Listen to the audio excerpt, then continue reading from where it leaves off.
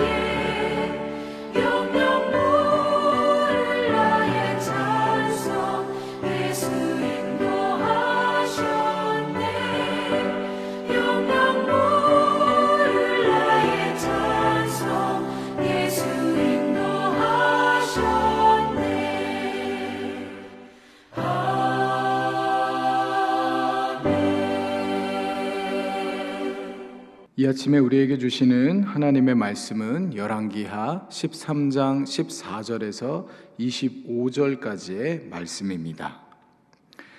엘리사가 죽을 병이 들매 이스라엘의 왕 요아스가 그에게로 내려와 자기의 얼굴에 눈물을 흘리며 이르되 내 아버지여 내 아버지여 이스라엘의 병거와 마병이여 하매 엘리사가 그에게 이르되 활과 화살들을 가져오소서 하는지라. 활과 화살들을 그에게 가져오매 또 이스라엘 왕에게 이르되 왕의 손으로 활을 잡으소서 하매 그가 손으로 잡으니 엘리사가 자기 손을 왕의 손 위에 얹고 이르되 동쪽 창을 여소서 하여 곧 열매 엘리사가 이르되 쏘소서 하는지라. 곧 쏘매 엘리사가 이르되 이는 여호와를 위한 구원의 화살 곧 아람에 대한 구원의 화살이니 왕이 아람 사람을 멸절하도록 아벡에서 치리이다 하니라. 또 이르되 화살들을 집으소서. 곧 집음에 엘리사가 또 이스라엘 왕에게 이르되 땅을 치소서 하는지라. 이에 3번 치고 그친지라. 하나님의 사람이 노하여 이르되 왕이 대6번을 칠 것이니이다 그리하였더면 왕이 아람을 진멸하기까지 쳤으리이다. 그런즉 이제는 왕이 아람을 3번만 치리이다 하니라. 엘리사가 죽으니 그를 장사하였고 해가 바뀜에 모압 도적대들이 그 땅에 온지라. 마침 사람을 장사하는 자들이 그 도적대를 보고 그의 시체를 엘리사의 묘실에 들이던지매 시체가 엘리사의 뼈에 닿자 곧 회생하여 일어섰더라. 여호아스 왕의 시대에 아람 왕 하사엘이 항상 이스라엘을 학대하였으나 여호와께서 아브라함과 이삭과 야곱과 더불어 세우신 언약 때문에 이스라엘에게 은혜를 베풀며 그들을 불쌍히 여기시며 돌보사 멸하기를 즐겨하지 아니하시고 이때까지 자기 앞에서 쫓아내지 아니하셨더라. 아람의 왕 하사엘이 죽고 그의 아들 벤하닷이 대신하여 왕이 되매 여호아스의 아들 요아스가 하사엘의 아들 벤하닷의 손에서 성읍을 다시 빼앗으니 이 성읍들은 자기 붙인 여호아스가 전쟁 중에 빼앗겼던 것이라. 요아스가 벤하닷을 3번 쳐서 무찌르고 이스라엘 성읍들을 회복하였더라. 아멘. 이것은 주님의 말씀입니다.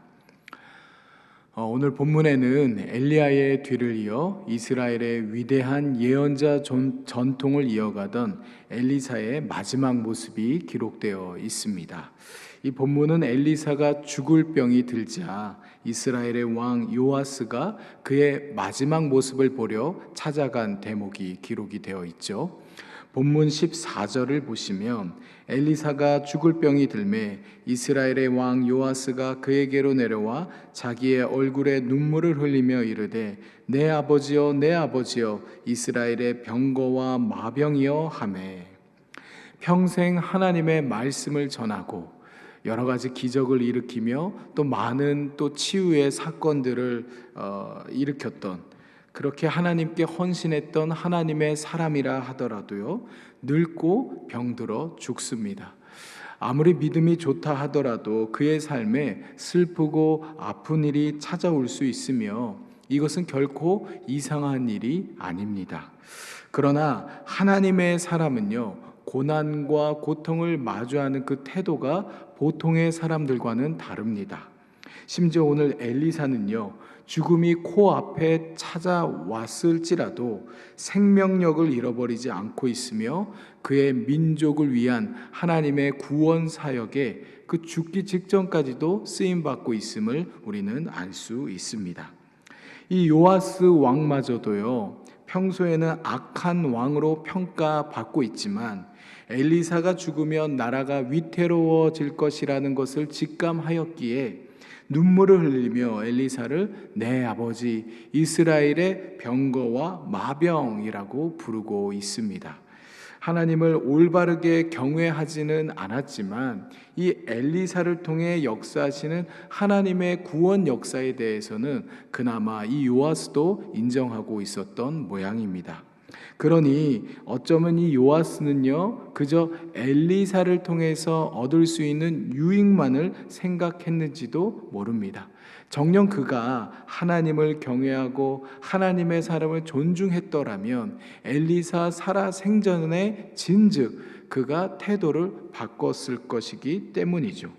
그럼에도 하나님께서는요, 엘리사를 통해서 이 이스라엘에게 은혜를 베풀고자 합니다. 이는 본문 23절에도 나오듯이 하나님께서 이스라엘의 조상들과 맺은 언약과 또 이 이스라엘 백성들을 불쌍하게 여기셨기 때문이지 지금 이 요아스 왕 때문만은 아닙니다. 어찌되었든 이 엘리사는 그 요아스 왕더러 활과 화살들을 가져올 것을 요청하게 돼요. 그리고 그 왕에게 활을 잡게 한 뒤에 그의 손 위에 자기의 손을 얹습니다. 그런 뒤에 동쪽 창문을 열도록 지시하죠. 그리고 왕이 창문을 열자 엘리사는 열린 창을 향해 그가 활시위를 당기라고 말하고 있습니다. 이 왕이 활시위를 당겨서 화살을 쏘게 되자 엘리사는 말하죠. 이는 여호와를 위한 구원의 화살, 곧 아람에 대한 구원의 화살입니다. 왕께서는 이제 아람 사람들을 쳐서 완전히 진멸시키실 것입니다. 지금 엘리사가 이 요아스에게 요구하는 행위를 우리가 가만히 살펴보면요, 사실 좀 고개가 갸우뚱거려집니다. 보통 이 예언자들의 예언 행위는요, 주로 언어, 곧 말을 통해서 이루어지는데 때로는 이와 같이 비언어적인 행위, 곧 어떠한 상징적인 행동을 통해 이루어지기도 합니다. 그래서 예언자들이요 다소 엉뚱해 보이는 그러한 행동들을 통해 하나님의 뜻을 전하기도 하는데요. 예를 들어 이사야 예언자는 3년 동안 벗은 몸과 벗은 발로 유다 곳곳을 다니기도 했고요. 예언자 호세아는요 음란한 여인과 결혼을 하기도 했지요. 이 모든 것이요 이 상징적 행위들을 통하여서 이스라엘과 유다의 죄악을 고발하려는 그런 의미가 담겨져 있는 예언적 행위인 것입니다. 그러니 지금 엘리사가 요아스에게 요구하는 것도 일종의 예언적 행동이다라고 볼 수 있는데, 이 엘리사가 요아스 왕의 손에 자신의 손을 얹은 것은요 하나님께서 요아스와 함께 하신다라는 것을 의미한다 볼 수 있습니다. 또한 동쪽으로 화살을 쏘게 한 것은요 어느 학자가 말하기를 이것은 아람이 주로 동쪽에서부터 이스라엘을 쳐들어오기 때문이다라고 해석하기도 합니다. 그리고 요아스에게 직접 활시를 당기게 한 것은요 하나님이 구원을 약속하셨다 하더라도요 그것이 실제로 성취되기 위해선 인간의 참여와 순종이 중요하다라는 것을 알려주기 위함으로 보기도 합니다. 하나님께서 말씀하셔도 활시를 당기는 것은 실제로 순종하는 것은 인간의 몫이라는 것이죠. 아무튼 이 요아스는요 엘리사의 요구를 따라서 그대로 행하였고 이스라엘은 구원을 약속받게 됩니다. 그런데 엘리사는 여기서 그치지 아니하고 요아스더러 화살들을 집은 뒤에 땅을 치라고 요구합니다. 이에 왕은 3번을 치고는 그만두게 되는데요. 그러자 하나님의 사람 엘리사가 왕에게 화를 내며 말하죠. 아니 왕께서 대6번 정도 치셨더라면 저 아람을 진멸하기까지 쳐 부술 수 있었을 텐데 고작 왜 3번만 치십니까? 그래서 왕은 겨우 3번만 아람을 이길 수 있을 것입니다. 이 대목 또한 우리로서는 잘 이해가 되지 않아요. 엘리사가 처음부터 이야기를 제대로 해주던가 몇 번까지 치십시오라고 제대로 했더라면 이야기가 달라질 수도 있었을 텐데 무작정 치라고 했을 뿐이니 요아스 왕 입장에서는 좀 억울한 면이 있을 것 같기도 합니다. 그러나 본문의 뉘앙스는요 이 요아스의 억울한 측면보다는 그의 믿음이 부족했음을 지적하는 것으로 보여져요. 분명 요아스는 화살이 여호와를 위한 구원의 화살이라는 말씀을 들었음에도 그 말씀을 온전히 신뢰하지 못했던 것입니다. 게다가 요아스는 그만해도 된다라는 말이 없었음에도 자의적으로 판단하여 그 화살을 치는 것을 중단했어요. 좀 전에도 말씀드렸듯 하나님의 약속과 구원의 말씀은 결국에 인간의 성실한 참여와 끈질긴 순종을 통해 이루어지는 법인데 이 요아스는 끝까지 순종하지 못했던 것입니다. 결국 요아스는 하나님께서 특별히 허락하신 구원의 기회를 날려버리게 됩니다. 그리고 엘리사마저도 죽게 되었어요. 이때로부터 모압의 도적대들마저도 해마다 이스라엘을 침략하니 이스라엘에겐 더 이상 구원의 소망이 보이지 않는 듯 합니다. 그러나 하나님께서는요 자기 백성을 버리지 않으셨다라는 것을 이 열왕기 저자는 증언하고 있는데요. 본문 21절입니다. 마침 사람을 장사하는 자들이 그 도적대를 보고 그의 시체를 엘리사의 묘실에 들이던지매 시체가 엘리사의 뼈에 닿자 곧 회생하여 일어섰더라. 죽은 시체가 죽은 엘리사의 뼈에 닿자 죽은 사람이 살아나서 제 발로 일어서는 기적이 일어난 것입니다. 이 기적은요 하나님께서 이스라엘을 회복시킬 것이라는 표징으로 볼 수 있는데요, 앞으로 이스라엘은 무덤에 던져진 시체처럼 정말 죽음과 절망의 시간들을 보내게 될 테지만 하나님께서는 그들을 회생시킬 것이다 라는 것이죠.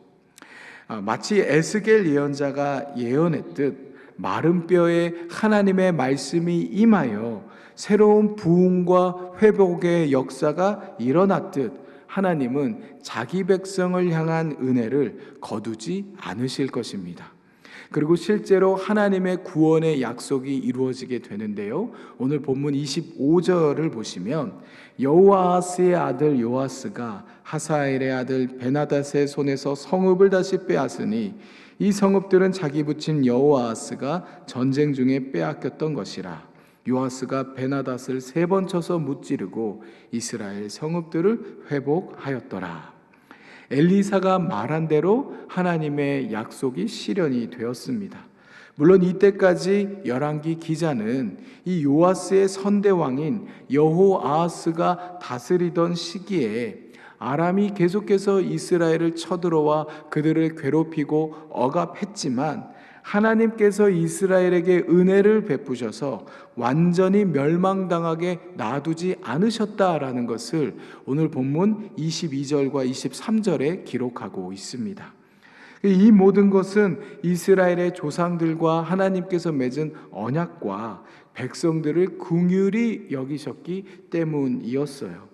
그리고 요아스의 때에 이르러서는 이 엘리사의 예언대로 도리어 아람을 무찌르는 구원의 역사를 일으켜 주시기까지 했습니다.